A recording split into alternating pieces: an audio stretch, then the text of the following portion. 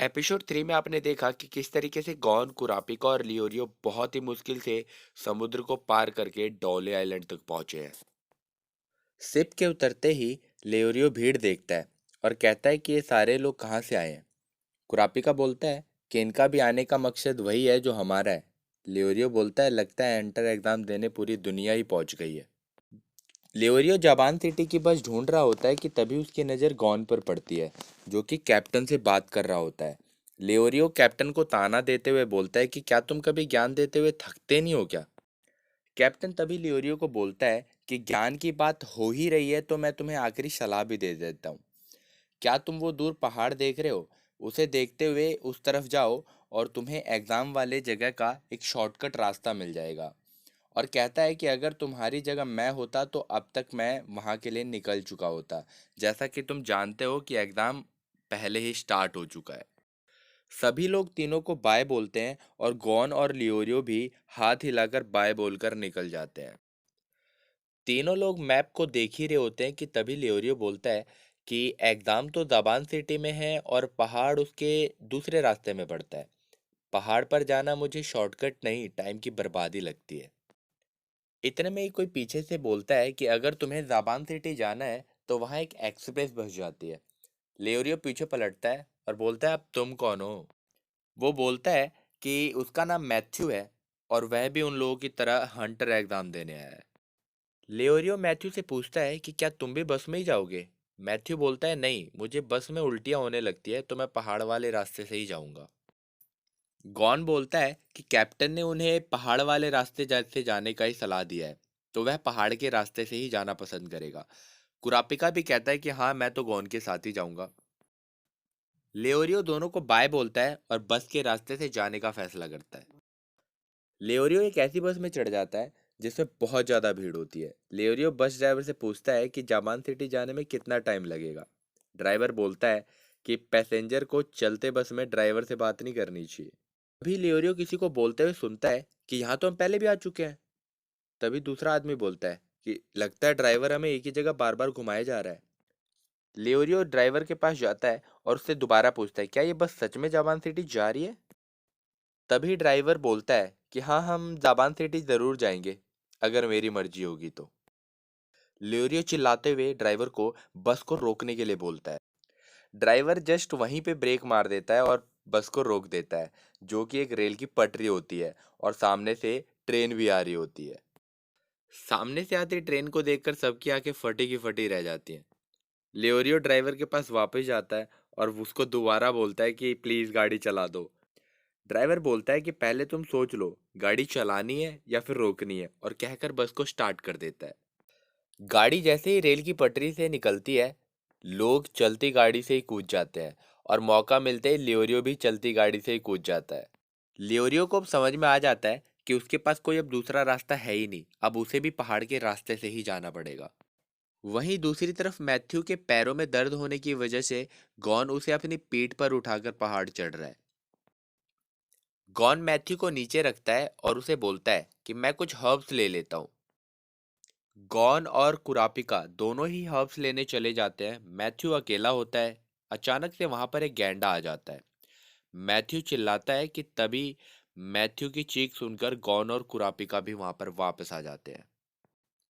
Gone गैंडे के पास जाता है और बोलता है कि वह थोड़ा गुस्सा है क्योंकि हम उसके इलाके में आ गए हैं। गैंडा शांत हो ही रहा होता है कि अचानक से वहां पर लेओरियो आता है और उस पर हमला कर देता है। अब गैंडा और भी भड़क जाता है और वो लियोरियो के पीछे भागने लगता है। गॉन किसी तरह लियोरियो को उस गैंडे से बचाता है और गैंडे को शांत करता है। कुरापिका बोलता है कि तुम तो बस से जा रहे थे। लियोरियो गॉन और कुरापिका को बताता है कि बस एक टाइम वेस्ट करने का ट्रैप था। जंगल से निकलते ही चारों एक टाउन में पहुंचते हैं, जहां देखने से ऐसा लगता है कि यहाँ पर सालों से कोई रहता ना हो। थोड़ी देर चलने के बाद गॉन बोलता है कि ऐसा लगता है कि हमें चारों तरफ से लोगों ने घेर रखा है और उसे सांस लेने की आवाज भी सुनाई दे रही है।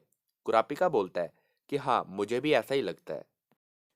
लियोरियो बोलता है कि मुझे तो आवाज नहीं आ रही, तुम लोग को आवाज कहाँ से आ रही है। माफ करना, शायद मेरे पास सुनने की सुपर पावर नहीं है। तभी गॉन थोड़ी दूर चलता है और एक बूढ़ी औरत को ढूंढ लेता है। इतने में चारों देखते हैं कि उनको चारों तरफ से लोगों ने घेर लिया है, जिनके मुंह पे मास्क है और पबम पबम बोल रहे हैं।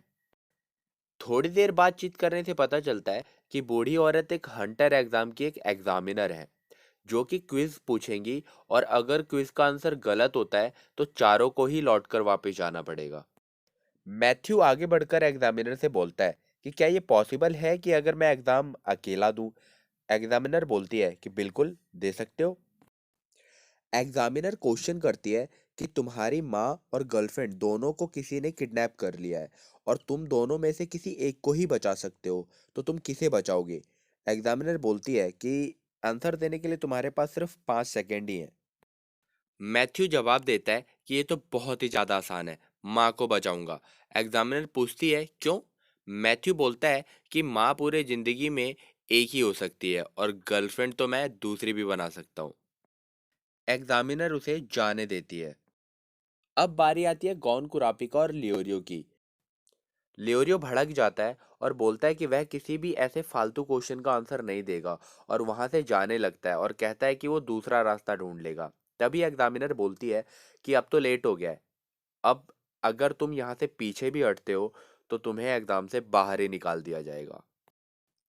कुरापिका लियोरियो को रोकता है। एग्जामिनर क्वेश्चन करती है कि तुम्हारे बेटा और बेटी किडनैप हो गए हैं, तुम एक को ही बचा सकते हो, तो तुम किसे बचाओगे। लियोरियो पास पड़े डंडे को उठाता है और बोलता है कि ये फालतू से क्वेश्चन पूछना बंद कर दो।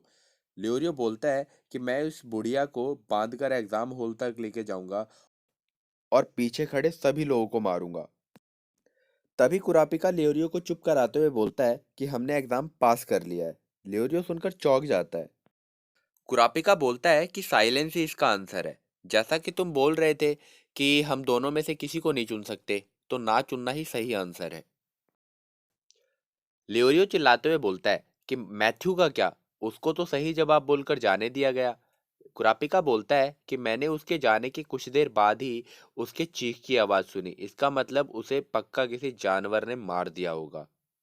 कुरापिका बोलता है कि मुझे तो लगता है कि वो सही रास्ता था ही नहीं। एग्जामिनर बोलती है ये लड़का बिल्कुल सही कह रहा है। इसके बाद साइड में खड़े लोग साइड से एक दरवाजा खोलते हैं। एग्जामिनर बोलती है इस दरवाजे के पीछे सही रास्ता है, तुम लोगों को 2 घंटे लगेंगे इस रास्ते को पार करने में। एग्जामिनर बोलती है कि हर रोज वह इसी उम्मीद में रहती है कि कोई सच्चा हंटर आएगा। मुझे लगता है कि तुम तीनों एक बहुत अच्छे हंटर बनोगे। तीनों ही सुनकर बहुत ज्यादा खुश हो जाते हैं। जाते जाते एग्जामिनर बताती है कि इस रास्ते में तुम्हें एक पति पत्नी मिलेंगे, जो कि नेविगेटर हैं। वो तुम्हें एग्जाम की साइट तक पहुंचाएंगे।